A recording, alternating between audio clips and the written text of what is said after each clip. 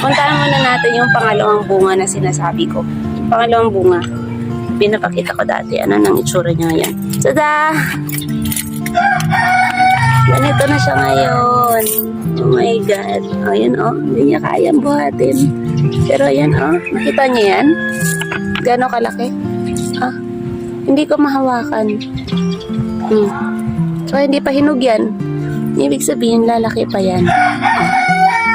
Diba? Hindi ko siya mahawakan. Tingin ko, ito ibang variety niya kasi pabilog siya. Yung hinarvest ko nung nakaraan. Yan o.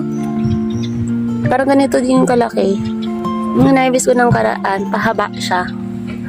Pero malaki. Yung ganun siya. Ganun pa nga eh. Tapos, tada! Yan. Yan ang bunga. May additional bunga siya. Gano'n siya kalaki kasi baka sabihin nyo, ang laki ng bunga niya, malaki yung puno. So, yan. Ayan lang siya kalaki. Hindi siya kakain ng malaking space. Siguro dahil bago pa. Pero pag tumagal siguro, yayabong din. Pero ngayon, ganyan lang siya kalaki. Kaya nga sumasahid sa lupa eh. Kasi maliit lang siya, pero nagsistart na siya mamunga.